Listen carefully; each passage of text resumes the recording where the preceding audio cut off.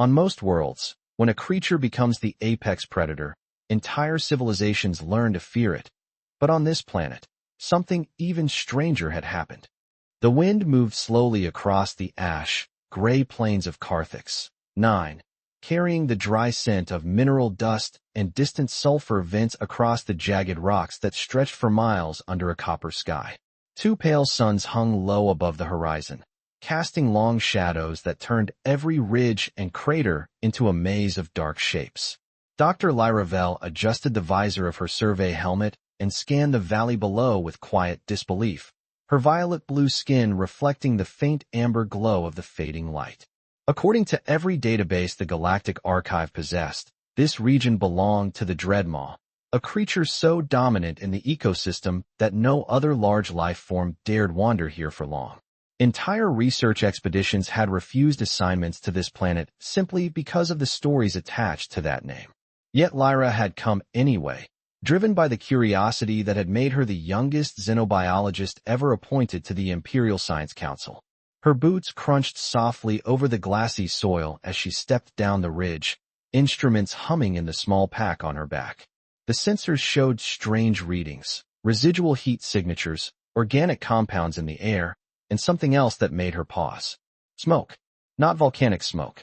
Not geothermal steam. The signature was controlled, steady, rhythmic. Fire. Lyra froze. Intelligent fire. Her four-pupil eyes narrowed as she focused the scanner toward the distant valley floor. A faint orange glow flickered against the rocks nearly 200 yards away, partially hidden behind a cluster of black stone pillars carved by centuries of wind. That was impossible. No sentient colony existed on Carthix. 9. The planet had never been formally settled. Only automated probes and the occasional research shuttle had ever landed here, and even those missions were brief. Yet the evidence was undeniable. Someone, or something, had started a fire. Lyra moved carefully, lowering her center of gravity as she approached the ridge overlooking the glow. The air grew warmer as she stepped closer, carrying with it an unmistakable scent that confused her instruments. Organic protein. Cooked protein. She blinked in surprise and recalibrated the scanner. The numbers didn't change. Heat, carbon traces, vaporized oils. Something was being prepared over that flame. Slowly, cautiously, she leaned forward just enough to see beyond the rocks below. What she saw made her breath stop. Sitting beside a small campfire was a human. A single man, broad-shouldered, wearing a weathered field jacket and boots dusted with gray sand, calmly turning a strip of roasted meat over the flame with the relaxed patience of someone cooking dinner after a long day. The firelight flickered across his face, revealing short brown hair, suntanned skin, and the quiet focus of someone completely at ease. Lyra stared in stunned silence, her mind racing through every protocol she knew. Humans were known explorers, yes, but this planet was considered far too dangerous for casual travel. Yet the man didn't look afraid. He looked comfortable. He shifted slightly, adjusting the metal skewer in his hands, and the light caught the shape of the massive creature lying several yards behind him in the dust. Lyra's scanner beeped softly as it identified the biological signature. Her eyes widened. The creature beside the fire wasn't just any animal native to Carthix. 9. It was the Dreadmaw. And the human, whoever he was calmly cooking a piece of it like it was nothing more than dinner. Lyra Vell did not move for several seconds, and in that silence the wind carried the faint crackle of burning wood up the ridge toward her hiding place. The human shifted slightly beside the fire, rotating the metal skewer with an easy motion that suggested this was a routine he had performed many times before. The glow from the flames illuminated the massive silhouette behind him, and Lyra forced herself to look again at the creature lying in the dust. The scanning display hovering above her wrist confirmed it a second time. Dreadmaw. Apex organism of Carthix. 9. Estimated mass, over 2,000 pounds. Environmental dominance rating, absolute. In every recorded survey the species had been described as the uncontested ruler of the planet's ecosystem, a creature so resilient and intelligent that even automated defense drones had been programmed to avoid direct confrontation. Yet here it was, motionless in the dust while a human calmly prepared a portion of it over an open fire like someone grilling dinner in a quiet backyard. Lyra lowered the scanner slowly, her thoughts racing through a dozen scientific possibilities. Perhaps the creature had died naturally. Perhaps the human had discovered the remains and simply decided to make use of them. That explanation was the most logical one available. Unfortunately, the evidence around the campsite suggested otherwise. The ground near the creature showed clear signs of deliberate work. Sections had been carefully separated and arranged. The human had not stumbled across the dreadmaw. He had processed it. The wind shifted again, and the human lifted his head slightly as though noticing something in the air. Lyra froze immediately, instinctively lowering her profile against the dark rock of the ridge. For a moment, she wondered if the man had somehow sensed her presence. But instead he simply leaned forward and adjusted a small cooking grate positioned above the flames. The metal bars glowed faintly orange from the heat as he placed another strip of meat across them. The scent rising from the fire drifted toward Lyra again, rich and unmistakably savory. Her translator implant struggled briefly before providing a simple classification. Edible protein. She stared at the display in disbelief. Across the galaxy, entire research papers had been written about the dangers of interacting with dreadmaw biology. Yet the human below appeared to have concluded that it was dinner. The man sat back on a flat stone beside the fire and removed his gloves, stretching his fingers toward the warmth with quiet satisfaction. A canteen rested beside his boot along with a compact tool kit and a small navigation tablet displaying a rotating map of the region. Everything about the scene looked strangely ordinary. Not the camp of someone hiding from danger, but the temporary stop of a traveler who had simply paused for the evening meal. Lyra leaned forward again despite herself, curiosity slowly overpowering caution. Humans were known for their adaptability, but this situation defied everything she had studied about survival behavior. No fear, no urgency, only patience. The man turned the skewer again and inspected the meat thoughtfully before tearing off a small piece and tasting it. His reaction was calm, almost analytical, like someone evaluating the flavor of a new recipe. Then he nodded slightly to himself in quiet approval. Lyra blinked. The gesture was so casual that for a moment she forgot she was observing the aftermath of the most dominant creature on the planet. Her scientific instincts surged forward. If this human had truly hunted the dreadmaw, the implications were enormous. Entire ecological models would need to be rewritten. The quiet evening air carried another soft sound from below as the man spoke to himself in a relaxed voice that her translator struggled to interpret through the distance. The tone, however, was unmistakable. Contentment. As though defeating the most feared predator on the planet had simply been another task completed before dinner. Lyra Vell slowly exhaled, forcing her racing thoughts into the calm discipline expected of an imperial scientist. The situation below the ridge demanded observation, not panic. She adjusted the magnification on her visor and studied the human more carefully. His posture was relaxed, his movements precise but unhurried, the behavior of someone entirely confident in his surroundings.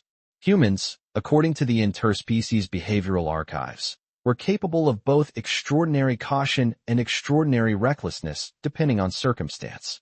Yet what Lyra observed now seemed to fall into a third category entirely. Comfort. The man leaned forward and placed another section of meat onto the grate, the sizzling sound carrying faintly through the still evening air.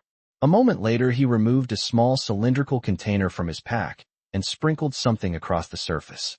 The scanner identified it as sodium chloride mixed with dehydrated plant oils. Seasoning. Lyra blinked again in disbelief. The apex organism of the planet was apparently being prepared according to human culinary preferences. The sky above the valley deepened toward violet as the two distant suns dipped lower, their fading light blending with the orange glow of the fire. Long shadows stretched across the rocky ground, and the great body of the dreadmaw cast a silhouette nearly 30 feet across. Lyra had studied its anatomy from orbit scans and remote drone footage. The creature was capable of surviving extreme temperature shifts and could detect movement nearly half a mile away. Entire expeditions had altered their routes simply to avoid the possibility of encountering one. Yet the human below behaved as though the most dangerous moment of his day had already passed hours earlier. He lifted the cooked meat from the grate and took another thoughtful bite, chewing slowly while looking out across the valley. There was no sign of tension in his posture, no defensive stance. His equipment remained neatly arranged beside him rather than clutched in preparation for danger. Lyra began recording the scene through her visor camera, her scientific instincts fully engaged now. Every detail mattered. The human's tool suggested he had been traveling alone for some time. His jacket bore patches of dust from multiple regions of the planet, and the soles of his boots showed were consistent with long-distance walking. The navigation tablet at his side displayed a rotating map grid marked with several handwritten symbols. Exploration notes. This was not a soldier or a hunter operating under orders. This was an explorer. The human wiped his hands on a cloth and stretched his shoulders, glancing briefly toward the darkening sky, as if measuring how much daylight remained. Lyra watched his face carefully through the magnifier. There was a calm practicality in his expression, the quiet focus of someone accustomed to solving problems as they appeared rather than fearing them in advance. Her translator caught another fragment of speech as he murmured to himself while adjusting the fire. The words were simple but revealing. The man said that the meat needed a few more minutes before it would be perfect. Lyra stared at the translation hovering in her visor display. Perfect. She slowly lowered herself behind the ridge again, her mind struggling to reconcile the calm voice she had just heard with the data stored in every galactic database. On this planet, the Dreadmaw was considered the final authority of survival. Every species either avoided it or adapted around it. Yet somewhere behind her, the human had quietly rewritten that rule, without ceremony or announcement. For the first time since arriving on Carthix 9, Dr. Lyravel found herself asking a question that had never appeared in any scientific report. What kind of species treats the apex predator of an entire world like a meal that simply needs a little more seasoning? The wind moved gently across the ridge as Lyravel remained crouched behind the dark stone, her visor dimming automatically as the last light of the twin suns slipped beneath the horizon. Evening on Carthix 9 arrived quickly once the stars began to appear, and the valley below slowly transformed into a landscape of deep shadows and soft orange firelight. The human's small camp became the only warm glow in the vast gray terrain, a quiet island of light surrounded by miles of silent rock. Lyra studied him carefully again, her scientific discipline slowly replacing the shock she had felt earlier. The human had finished cooking and now sat comfortably beside the fire, leaning back against a flat stone while holding a metal cup near the flames to warm whatever liquid it contained. The scanner suggested heated water mixed with plant extract, a simple beverage. The man lifted the cup and took a slow sip before setting it beside his boot and glancing up at the emerging stars as though he had all the time in the galaxy. Lyra's visor recorded every detail. Humans were known to thrive in hostile environments, but even the most experienced exploration teams approached worlds like this with extreme caution. Yet the man below behaved with the relaxed patience of someone spending a quiet evening on a familiar trail. He reached into his pack and removed a small notebook made from actual paper rather than a digital screen. Lyra tilted her head slightly in curiosity. Physical notebooks were rare in advanced exploration missions, yet the human flipped it open casually and began writing by the firelight using a pen clipped to the cover. His handwriting moved steadily across the page, calm and unhurried, as if documenting the events of the day. Every so often he paused to glance toward the enormous shape resting beyond the circle of light before adding another line to the page. Lyra's translator attempted to zoom in on the writing, but the distance prevented a clear reading. Still, the behavior itself was remarkable. The human was not celebrating a victory. He was recording observations. After several minutes, he closed the notebook, slid it back into his pack, and stretched his arms overhead with a long, satisfied breath. The quiet valley responded with nothing more than the whisper of wind moving across distant rocks. For a moment, Lyra wondered if the human truly understood the ecological significance of the creature lying behind him. Across dozens of planetary surveys, the Dreadmaw had been classified as an untouchable force of nature. It shaped migration routes, controlled population balance, and influenced the behavior of nearly every other species on Carthix 9. Yet here sat a single human traveler treating the entire situation as a solved problem. The man leaned forward again and placed another small piece of wood into the fire, watching the flames grow brighter for a moment before settling back into a steady burn. The gesture carried a quiet familiarity that made Lyra realize something else. The human was not expecting danger. He was expecting rest. Her gaze drifted once more toward the massive outline of the Dreadmaw resting beyond the firelight. Even in the dim glow, its size was impressive, a creature that had ruled this valley long before the first survey satellite ever entered orbit. Yet the human had not erected defenses or activated perimeter alarms. No automated turrets. No security drones. Just a fire, a meal, and a notebook full of observations. Lyra felt a slow shift in her understanding as she watched the man sit peacefully beneath the alien stars. Perhaps the most surprising part of the entire encounter was not that a human had faced the apex predator of the planet. The surprising part was that afterward he had simply continued his evening as if the galaxy was full of challenges that could be handled one calm decision at a time. The night deepened across the valley as the twin suns vanished completely beyond the horizon, leaving the sky of Carthix, 9 filled with unfamiliar constellations that shimmered faintly above the dark landscape. Lyra Vell remained motionless behind the ridge, her breathing slow and controlled as her visor adjusted automatically to the darkness. The only steady light below came from the human's fire, which crackled softly against the quiet wind. From her vantage point, she could see the man leaning forward again, feeding another small piece of wood into the flames before brushing the dust from his hands. The movement was deliberate and calm, the routine of someone who had built hundreds of campfires before this one.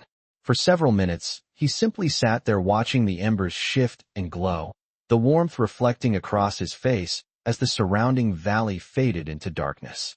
Lyra observed the subtle rhythm of the moment with growing fascination. The human seemed entirely comfortable with the silence of the alien world, as though the unfamiliar stars above him were no different from those that shone over his own planet.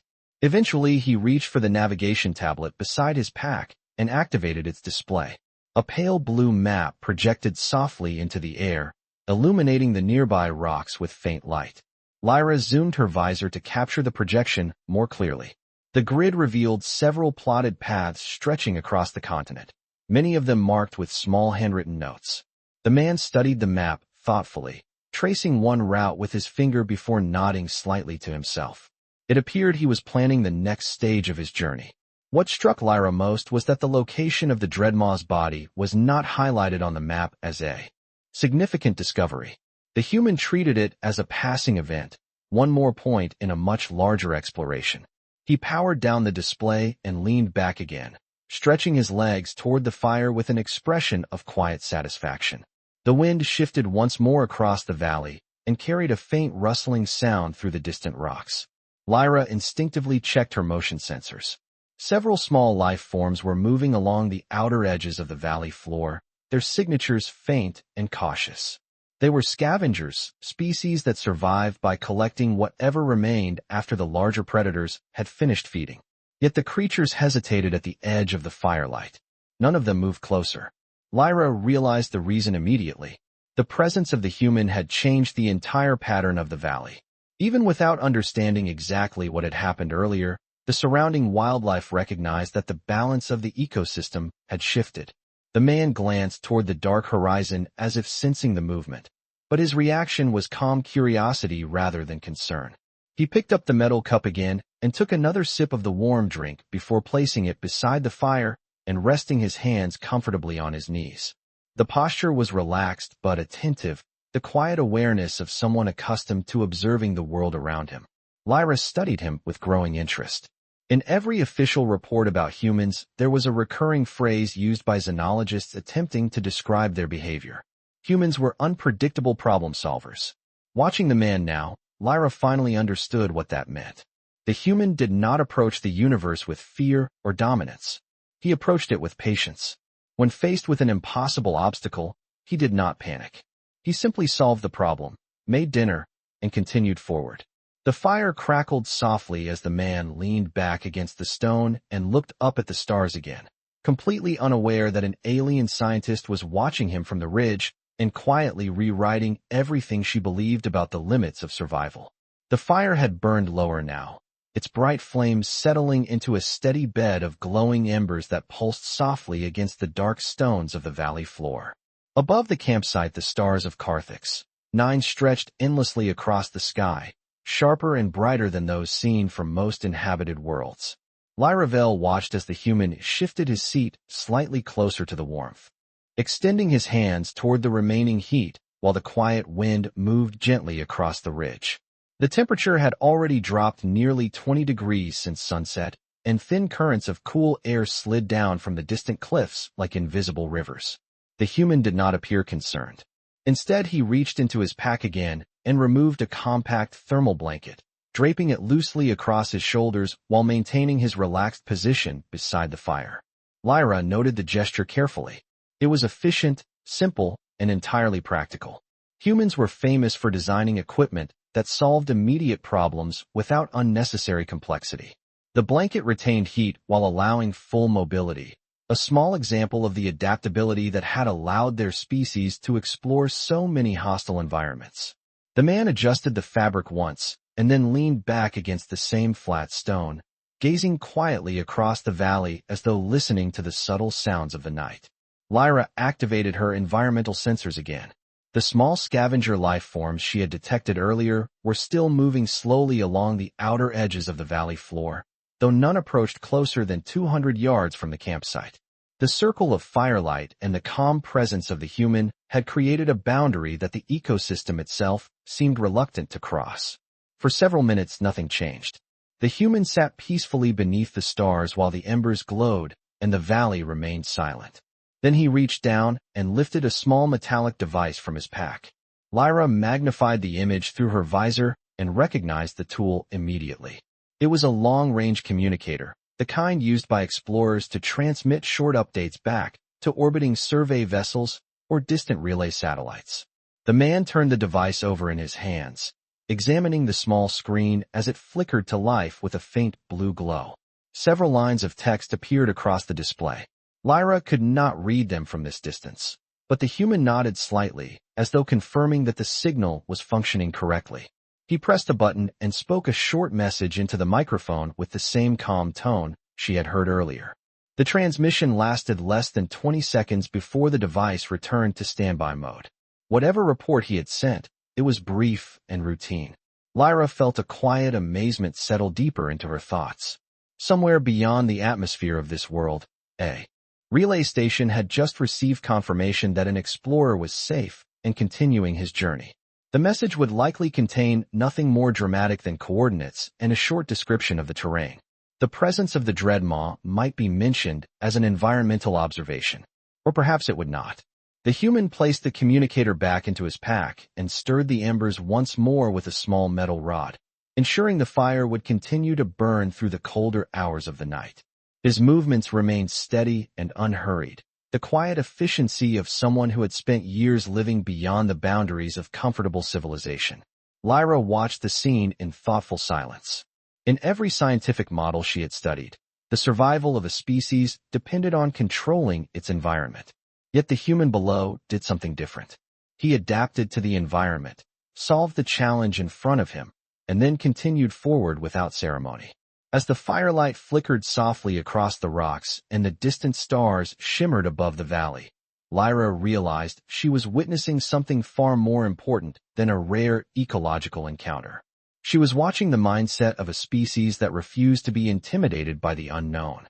The valley had grown colder by the hour, and a thin layer of silver frost began to settle across the stone surfaces surrounding the campsite as midnight approached on Carthix, 9. Lyravel remained on the ridge, her visor quietly filtering the changing temperatures while her attention never left the lone human below. The fire had diminished into a compact circle of glowing embers, radiating just enough warmth to hold the chill at bay. The human sat beside it with the steady patience of someone accustomed to nights far from any city lights. For a long time, he simply watched the horizon, his posture relaxed but aware, the subtle stillness of someone listening to the land itself. The silence of the valley deepened until even the distant scavenger movements faded into the background. Then something changed. Lyra noticed it first through her environmental sensors. A slow tremor moved through the ground beneath the valley floor, so faint that it barely registered as more than a vibration in the rock. She leaned forward slightly, adjusting the sensitivity of her instruments. The reading stabilized and then repeated again several seconds later. Movement. Something large was approaching from beyond the eastern ridge line nearly half a mile away. The human seemed to sense the same shift in the environment at nearly the same moment. He lifted his head slowly and looked toward the dark horizon, his expression thoughtful rather than alarmed. Instead of reaching immediately for a weapon or activating defensive systems, he calmly placed another small piece of wood into the embers and allowed the fire to brighten slightly. The warm glow spread a few feet farther across the ground, illuminating the surrounding stones. Lyra watched in fascination as the man then rose to his feet and stretched his shoulders, as though preparing to greet whatever might appear rather than confront it. His movements were steady and controlled, the quiet confidence of someone who had already decided how the situation would be handled. The ground tremor repeated again, this time strong enough for Lyra to feel it through the ridge beneath her boots. Her scanner confirmed that the approaching mass was enormous, nearly matching the biological profile of the creature resting behind the human's campsite. The data suggested the possibility of another apex organism moving through the valley. Lyra's instincts urged caution. Any scientist observing this event from a safe distance would normally withdraw to a secure observation point. Yet the human did not retreat. He stood beside the fire with one hand resting casually on the strap of his pack, his gaze fixed calmly on the approaching darkness. Several minutes passed as the distant movement grew closer. The faint tremor of footsteps across the stone floor of the valley created a slow rhythm that echoed between the cliffs. The human tilted his head slightly, listening. Then he spoke aloud in a relaxed voice, as though addressing a familiar challenge rather than a threat. His words carried faintly up the ridge through the cold night air. The man said that it seemed the valley still had a few surprises left. Lyra felt a strange sense of anticipation as she continued recording the moment through her visor. Everything she had witnessed since arriving on this planet suggested that the human's understanding of danger operated differently from any species she had studied before. He did not treat the unknown as something to fear. Instead, he treated it as the next problem waiting to be solved. As the distant shadow slowly moved into the outer edge of the firelight, Lyra realized that the quiet evening she had been observing was about to become something far more significant. Not because the valley had produced another creature of immense power, but because the human standing beside that small circle of fire had already shown that power alone was not the most important advantage a species could possess. The shadow moved slowly into the faint circle of firelight at the far edge of the valley floor, revealing a massive shape that towered over the surrounding rocks like a living monument carved from the darkness itself. Lyravel's visor immediately began processing the incoming biological data, her sensors flickering rapidly as the creature advanced step by step across the frost-covered ground. The readings stabilized after a moment, confirming her suspicion with quiet precision. Another dreadmaw. Its enormous frame stretched nearly 30 feet from head to tail, its armored ridges reflecting the dim orange glow from the human's campfire. Yet unlike the silent form lying behind the human, this one moved with slow, deliberate awareness, its massive head lowering slightly as it studied the strange scene unfolding before it. Lyra held her breath without realizing it, her focus completely fixed on the moment. The human did not retreat. Instead, he remained standing beside the small fire, his silhouette steady and calm against the vast darkness of the valley. The light flickered gently across his jacket as he shifted his weight and rested one hand against the strap of his pack. For several seconds, neither the human nor the enormous creature moved. The only sound in the valley came from the soft crackle of the embers and the distant wind sliding across the cliffs above. Lyra's mind raced through possible outcomes, yet none of them matched the quiet stillness she was witnessing. According to every behavioral model she had studied, a confrontation between a lone traveler and the dominant predator of a planetary ecosystem would lead to immediate retreat or defensive escalation. Yet the human displayed neither reaction. Instead, he tilted his head slightly and studied the creature with the same thoughtful curiosity he had shown while examining the map earlier that evening. The dreadmaw stopped several yards beyond the firelight, its massive form rising like a dark wall at the edge of the glowing circle. Its presence radiated the immense biological authority that had defined the entire valley for generations. Smaller life forms had evolved to avoid its territory instinctively, and even advanced. Research drones had been programmed to maintain a wide distance. Yet here stood a human who seemed entirely unimpressed by the reputation attached to the creature before him. The man finally spoke again in that calm, conversational tone that Lyra had begun to recognize as his natural way of addressing the unknown. His voice carried gently through the cold night air. The human remarked that it looked like the valley still had one resident who had not received the message that dinner was finished. The statement was delivered with quiet humor rather than arrogance, the words of someone acknowledging a fact rather than issuing a challenge. The Dreadmaw lowered its head slightly, observing the flickering fire and the unfamiliar figure standing beside it. Lyra watched carefully for any sudden movement, but the creature did not advance further. Instead, it remained where it stood, studying the human in return as though trying to understand what kind of presence had appeared in its territory. The moment stretched on beneath the alien stars. Firelight glowed softly across the valley floor, while frost continued forming on the distant stones. In that long, silent exchange, Lyra realized she was witnessing something that had never been documented in any survey report. It was not a contest of strength. It was a moment of recognition between two beings who both understood the rules of survival in a harsh world. And for reasons she was only beginning to understand, the human standing beside that small campfire appeared completely certain that those rules no longer belonged only to the creature before him. The cold air of Carthix 9 hung motionless across the valley as the enormous creature remained at the outer edge of the firelight, its massive silhouette outlined faintly against the pale frost covering the rocks. Lyra Vell watched with absolute focus, every sensor on her visor recording the stillness of the moment. The human did not move closer, and the creature did not advance. Instead, they regarded one another across the small circle of glowing embers, as though the valley itself had paused to observe the outcome. The human finally shifted his stance slightly, bending down to pick up a small piece of the cooked meat resting near the fire. The motion was slow and deliberate, not defensive, not threatening, simply practical. He held the piece up for a moment, examining it in the orange light before tossing it gently onto the ground several yards beyond the fire. The small object landed quietly on the frost-covered stone between him and the enormous creature. Lyra blinked in surprise as her visor tracked the movement. The human had not raised a weapon. He had not shouted or attempted to drive the creature away. Instead, he had offered something that resembled a gesture of shared territory. The Dreadmaw lowered its head slightly, its enormous frame shifting just enough for the firelight to reflect across the armored ridges along its back. For several seconds it remained perfectly still, studying the unfamiliar object resting on the ground. Then, with the slow patience of a creature accustomed to ruling its environment, it stepped forward just once. The motion caused a faint vibration to ripple through the valley floor. The creature paused again, lowering its massive head toward the piece of meat lying on the frost.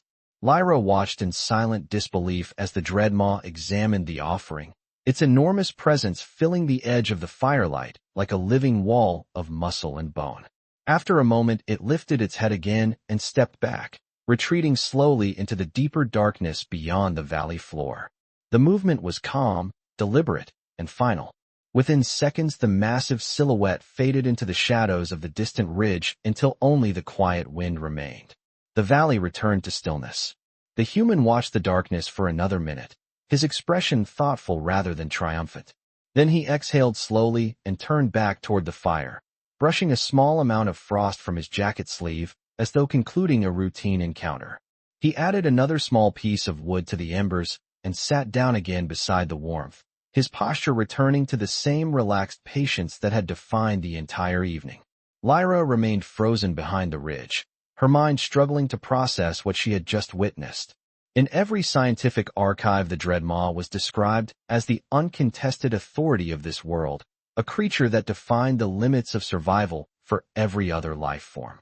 Yet the human had faced that authority without aggression, without fear, and without any need to prove dominance. He had simply demonstrated that he belonged in the same equation.